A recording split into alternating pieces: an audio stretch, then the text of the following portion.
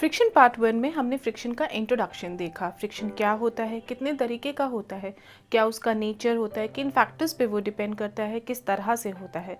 Friction part 2 में हमने जो है फ्रिक्शन के रियल लाइफ एग्जांपल्स देखे, कहाँ कहाँ फ्रिक्शन हमारी लाइफ में अपना बहुत इंपॉर्टेंट रोल प्ले करता है। आज फ्रिक्शन पार्ट 3 में हम जो है ये देखेंगे कि किन मेथड से हम फ्रिक्शन को बढ़ा सकते हैं और किन मेथड से हम फ्रिक्शन को घटा सकते हैं।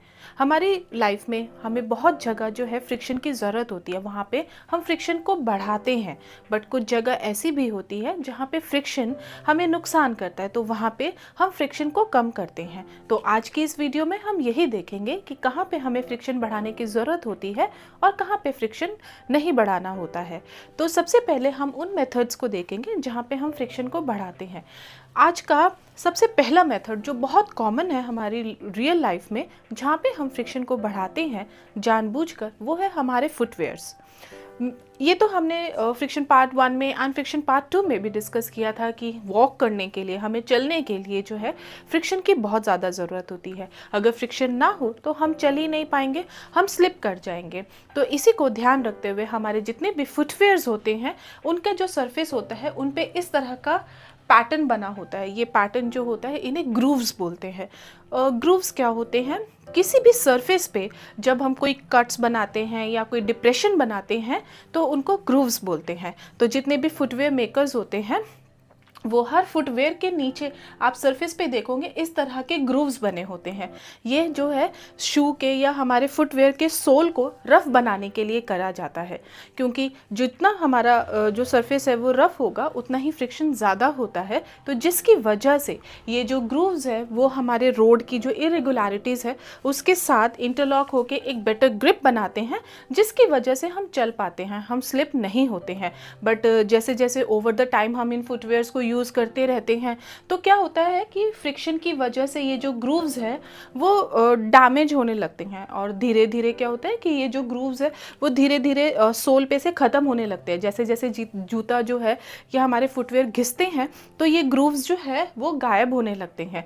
तो ऐसे शूज़ पहनना थोड़ा रिस्की होता है। अगर हम ऐसे शूज़ पहन के बाहर निकलते हैं या रोड पे चलते हैं तो हमें फिसलने के चांसेस बहुत ज़्यादा होते हैं। तो ऐसे टाइम पे हमें ऐसे फुटवेयर्स को जो है एक नए फुटवेयर से रिप्लेस करना पड़ता है।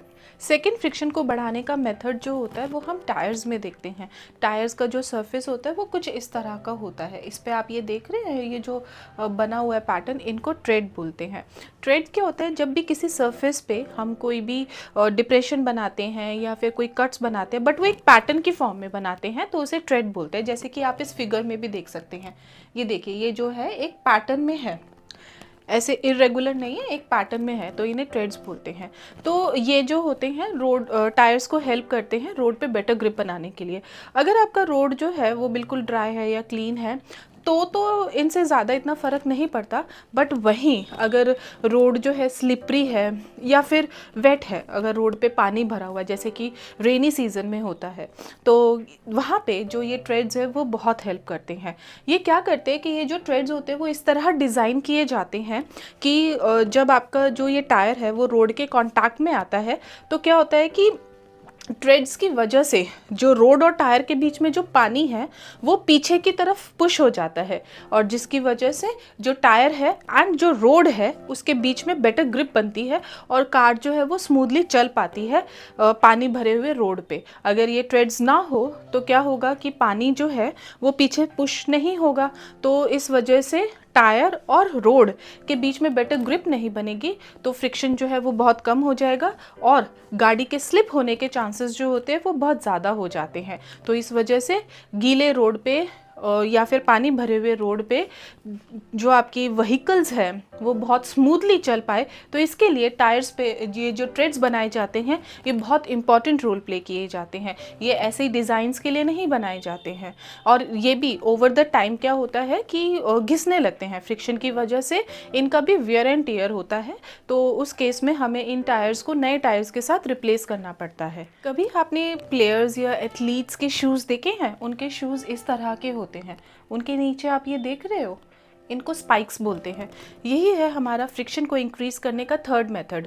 जो एथलीट्स होते हैं या प्लेयर्स होते हैं, उन्हें जो है फील्ड या ग्राउंड पे बहुत तेज़ भागना पड़ता है, तो ऐसे केस में वो नॉर्मल शूज़ नहीं पहन सकते, क्योंकि स्लिप होने के चांसेस जो है वो बहुत ज़्यादा हो जाते हैं।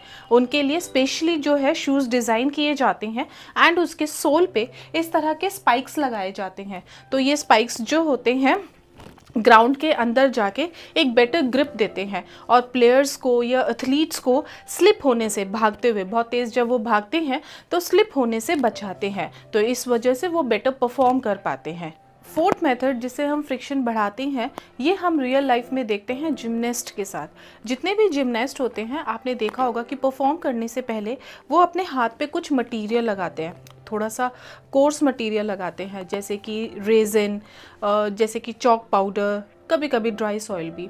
तो ये किस लिए लगाते हैं? ये इसीलिए लगाते हैं ताकि फ्रिक्शन बढ़ सके। अब आप सोचेंगे कि उन्हें फ्रिक्शन बढ़ाने की क्या ज़रूरत है? बहुत है। जैसे कि जिमनास्ट होते हैं, जब परफॉर्म करते हैं तो उन्हें पसीने वगैरह आते हैं, तो ये जो कोर्स मटेरियल होता है जैसे कि रेजिन, ड्राई सॉइल या चॉक पाउडर होते हैं, तो ये क्या होते हैं, जो मॉइस्चर है, जो स्वेट है, उसको जो है एब्जॉर्ब कर लेते हैं, जिसकी वजह से एक बेटर ग्रिप बन पाती है। एंड दूसरा रीज़न होता है कि इस मटेरियल लगाने से, अपने हाथों पे इस तरह मटेरियल लगाने से क्या होता है कि जो सरफेस है वो थोड़ा सा रफ़ हो जाता है, तो इसकी वजह से भी बेटर ग्रिप बन पाती है, तो एक दूसरे को होल्ड कर पाना बहुत आसान हो जाता है और उनकी परफॉर्मेंस जो होती है वो अच्छी हो जाती है। तो इस वजह से वो जब भी खेलते हैं या फिर वेट लिफ्ट वगैरह करते हैं, तो अपनी परफॉर्मेंस से पहले वो अपने हाथों पे कुछ इस तरह का मटेरियल ज़रूर लगाते हैं। एक क्वेश्चन मैं आपसे पूछना चाहती हूँ कि आपने जो है कबड्डी प्लेयर्स को भी देखा है कि कबड्डी प्लेयर्स भी जो है खेलने से पहले अपने हाथों पे कुछ लगाते हैं, तो आप मुझे कमेंट करके प्लीज़ बताइएगा कि वो क्या लगाते हैं एंड उसका रीज़न क्या है।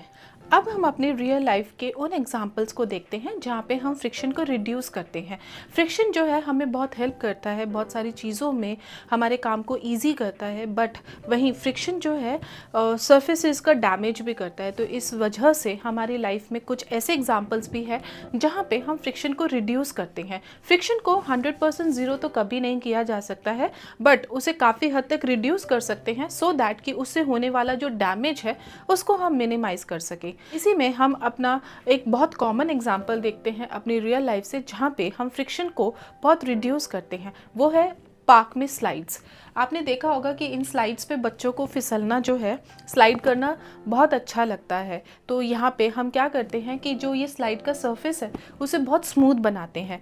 तो स्मूथनेस की वजह से क्या होता है कि फ्रिक्शन जो है बहुत हद तक रिड्यूस हो जाता है, जिसकी वजह से बच्चे बहुत आसानी से इन स्लाइड्स पे फिसल पाते हैं। अगर यही सरफेस रफ़ होता तो बच्चों को जो है परेशानी भी होती एंड वो इतनी इजीली जो है यहाँ से स्लाइड नहीं कर पाते। कोई भी दो सरफेस एक दूसरे के कांटेक्ट में आते हैं तो वहाँ पे फ्रिक्शन होता है। क्यों होता है? कोई भी जो सरफेसेस होते हैं उनके ऊपर थोड़ी बहुत इरेगुलरिटीज़ होती है, तो जब वो सरफेसेस एक दूसरे के कांटेक्ट में आते हैं तो ये इरेगुलरिटीज़ जो होती है वो इंटरलॉक होती है एंड फ्रिक्शन प्रोड्यूस करती है। तो यहीं पे हम अगर इन इरेगुलरिटीज़ की जो इंटरलॉकिंग है उसको अगर कम कर दे तो हम फ्रिक्शन को रिड्यूस कर सकते हैं। और यही काम करते हैं हमारे ल्यूब्रिकेंट्स। ल्यूब्रिकेंट्स क्या होते हैं?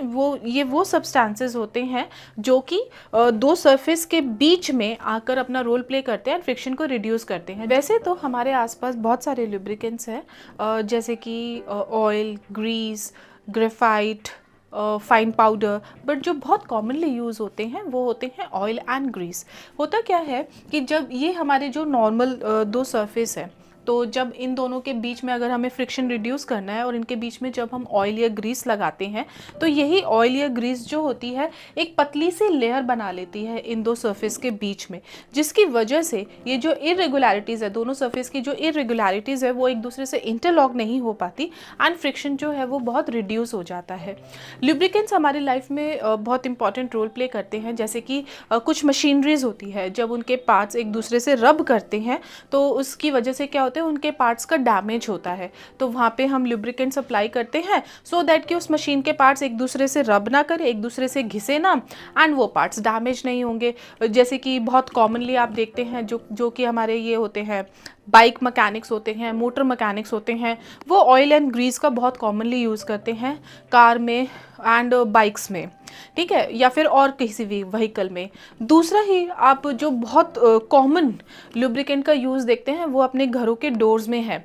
जैसे कि डोर के अंदर जो हिंजेस होते हैं, हिंजेस क्या होते हैं, जो आपकी चौखट होती है एंड डोर होता है, उसको जो कनेक्ट करने के लिए जो स्क्रूज यूज़ किए जाते हैं उनको हिंजेस बोलते हैं इंग्लिश में।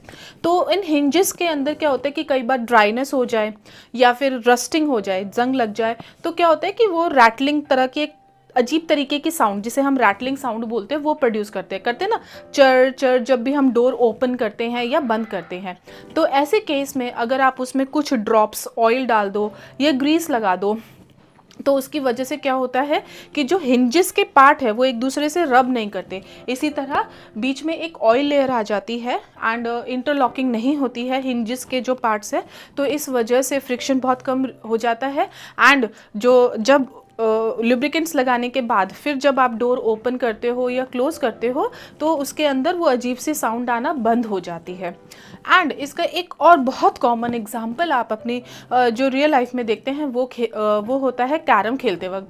आपने देखा होगा कि जब हम कैरम खेलते हैं तो उसमें क्या होता है कि हम पाउडर जो है उसके सरफेस पे, कैरम के जो सरफेस है उसके ऊपर पाउडर को छिड़कते हैं, स्प्रिंकल करते हैं। तो यहाँ पे भी हम ये इसीलिए करते हैं ताकि हम फ्रिक्शन रिड्यूस कर सकें। अगर वो पाउडर नहीं होता तो जब हम स्ट्राइक करते हैं, स्ट्राइकर से जब जो गीटियाँ होती हैं उनको जब हम स्ट्राइक करते हैं तो वो इतनी स्मूथली या ज़्यादा डिस्टेंस तक मूव नहीं कर पाती, तो हम फिर क्या करते हैं कि फाइन पाउडर स्प्रिंकल कर देते हैं। उसके बाद आपने ज़रूर नोटिस किया होगा कि जब हम भी जो गीटियाँ हैं उनको स्ट्राइक करते हैं तो वो बहुत smoothly carrom board pay slip करती है, मूव करती है, तो इसकी वजह से खेलने में मज़ा आता है। तो ये कुछ एग्जांपल्स हैं हमारी रियल लाइफ में जहाँ पे हम लुब्रिकेंट्स की वजह से फ्रिक्शन को बहुत रिड्यूस कर सकते हैं। थर्ड मेथड है फ्रिक्शन को रिड्यूस करने का, वो है कि आप जो भी ऑब्जेक्ट मूव करना है उनके नीचे व्हील्स लगा दो। व्हील्स लगा के हम क्या करते हैं कि स्लाइडिंग फ्रिक्शन को हम रोलिंग फ्रिक्शन में कन्वर्ट करते हैं। स्लाइडिंग फ्रिक्शन क्या होता है, वैसे तो हमने फर्स्ट पार्ट में डिस्कस किया हुआ है, बट स्टिल एक छोटा सा रिकैप कर लेते हैं। स्लाइडिंग फ्रिक्शन क्या होता है कि जब हम किसी भी चीज़ को खींच के एक जगह से दूसरी जगह पे लेके जाते हैं या पुश करके एक जगह से दूसरी जगह लेके जाते हैं, तो उसमें जो फ्रिक्शन प्रोड्यूस होता है उसको हम स्लाइडिंग फ्रिक्शन बोलते हैं। तो ऐसे में क्या होता है कि हमें बहुत ज़्यादा फोर्स लगानी पड़ती है, बहुत थकावट वाला काम होता है। तो ऐसे केसेस में हम जो है उसी ऑब्जेक्ट के नीचे अगर व्हील्स लगा दे तो उसे मूव करना बहुत आसान हो जाता है। यही हम करते हैं सूट केसेस एंड लगेजेस के नीचे। आजकल जो है, पहले तो ऐसा नहीं होता था, बट आजकल जो है हमारे लगेज बैग्स होते हैं या सूट केसेस होते हैं तो उनके नीचे व्हील्स आते हैं। अधिकतर हर किसी में आने लगे हैं अब तो, इसी वजह से होते हैं क्योंकि व्हील लगने की वजह से जो होते हैं ये बहुत ईजिली सरफेस पे मूव कर पाते हैं एंड एक जगह से दूसरी जगह ले जाना बहुत आसान हो जाता है। वहीं अगर ये व्हील्स ना हो, जैसे पहले ज़माने में होता था, तो क्या होता था कि लोगों को उसे उठा के लेके जाना पड़ता था या खींच के घसीट के लेके जाना पड़ता था, तो जिसकी वजह से उन्हें बहुत ज़्यादा मेहनत लगती थी। तो यहाँ पे भी क्या होते हैं कि व्हील्स लगने की वजह से ये जो स्लाइडिंग फ्रिक्शन है वो रोलिंग फ्रिक्शन में कन्वर्ट हो जाता है एंड रोलिंग फ्रिक्शन की वैल्यू जो होती है वो स्लाइडिंग फ्रिक्शन से कम होती है। तो इस वजह से चाहे आपका लगेज कितना भी हैवी क्यों ना हो, आप बहुत आसानी से एक जगह से दूसरी जगह इसे मूव करके ले जा सकते हैं। इवन बच्चे भी उसे उठा के ले जा सकते हैं। फोर्थ मेथड है फ्रिक्शन को रिड्यूस करने का, वो है बॉल बेयरिंग का यूज़ करके। बॉल बेयरिंग एक ऐसी डिवाइस होती है जिसके अंदर स्मॉल मेटल बॉल की एक रिंग होती है, जैसे कि ये बॉल बेयरिंग है। बॉल बेयरिंग क्या होती है, वो स्लाइडिंग फ्रिक्शन को रोलिंग फ्रिक्शन में कन्वर्ट कर देती है, जिसकी वजह से फ्रिक्शन रिड्यूस हो जाता है। बॉल बेयरिंग जो होती है वो व्हील के सेंट्रल पार्ट, हब के अंदर जो है फिट होती है एंड बॉल बेयरिंग के इनर साइड में एक्सल फिट होता है। तो इसकी वजह से, बॉल बेयरिंग की वजह से जो व्हील है और एक्सल है वो एक दूसरे के ऊपर बहुत आसानी से रोल कर पाते हैं एंड फ्रिक्शन रिड्यूस हो जाता है। अब ये काम कैसे करते हैं वो देखते हैं। अगर बॉल बॉल बेयरिंग्स नहीं होते तो सीधा व्हील के अंदर एक्सेल फिट होता। तो इसकी वजह से जो एक्सेल है और व्हील है वो एक दूसरे के सरफेस पे रोल करते, जिसकी वजह से फ्रिक्शन बढ़ जाता एंड दूसरा इन दोनों के सरफेस का डैमेज भी होता। तो इसी वजह से इन दोनों के बीच में व्हील एंड एक्सेल, यहाँ पे एक्सेल फिट होता है और ये हमारा व्हील है, तो इनके बीच में बॉल बेयरिंग लगाई जाती है। तो बॉल बेयरिंग की वजह से जो व्हील है वो एक्सेल के ऊपर बहुत आसानी से रोल कर पाता है एंड फ्रिक्शन रिड्यूस हो जाता है। एंड दूसरा क्या होता है कि बॉल बेयरिंग लगाने से जो व्हील है और एक्सेल है वो एक दूसरे के डायरेक्ट कांटेक्ट में भी नहीं आते हैं एंड जो उनका सरफेस का डैमेज है वो भी कम हो जाता है। तो इस तरह बॉल बेयरिंग्स जो है वो हमारी मशीनरी में यूज़ करके या और जगह पे हम बॉल बेयरिंग्स का यूज़ करके सरफेस के डैमेज को भी कम कर सकते हैं एंड फ्रिक्शन को भी रिड्यूस कर सकते हैं। बॉल बेयरिंग हमारे आसपास बहुत सारे ऐसी मशीनरी एंड इक्विपमेंट्स होते हैं जिसमें यूज़ होती है, जैसे कि सीलिंग फैंस, मिक्सर ग्राइंडर, आपकी car, bicycle, washing machine, etcetera and etcetera. ये तो कुछ एग्जाम्पल्स है जिसकी हमने बात करी है। इसके अलावा भी बहुत सारी ऐसी चीज़ें हैं जहाँ पे बॉल बेयरिंग्स यूज़ किए जाते हैं। तो आज की इस वीडियो में हमने ये देखा है कि हम फ्रिक्शन को जो है किस तरह बढ़ा सकते हैं एंड किस तरह रिड्यूस कर सकते हैं। बढ़ाते हैं तो क्यों बढ़ाते हैं और उसकी वजह से हमारी कितनी हेल्प होती है, एंड अगर रिड्यूस करते हैं तो वो क्यों करते हैं और उसकी वजह से हमारी कितनी हेल्प होती है। तो यहीं पर आज की हम ये वीडियो जो है एंड करते हैं। अगर आपको फ्रिक्शन के इंट्रोडक्शन के बारे में एंड उसके एडवांटेजेस, डिसएडवांटेजेस या फिर रियल लाइफ एग्जांपल्स के बारे में अगर आपको और जानना है तो आप इस वीडियो का पार्ट 1 एंड पार्ट 2 भी देख सकते हैं। और साथ ही साथ जो है आप अपने वैल्यूएबल फीडबैक्स देना ना भूलिएगा। अपने वैल्यूएबल फीडबैक्स हमें कमेंट बॉक्स में प्लीज़ मेंशन कीजिएगा। और इस वीडियो में जो पूछा गया एक क्वेश्चन है उसको आंसर भी ज़रूर कीजिएगा। Thank you so much.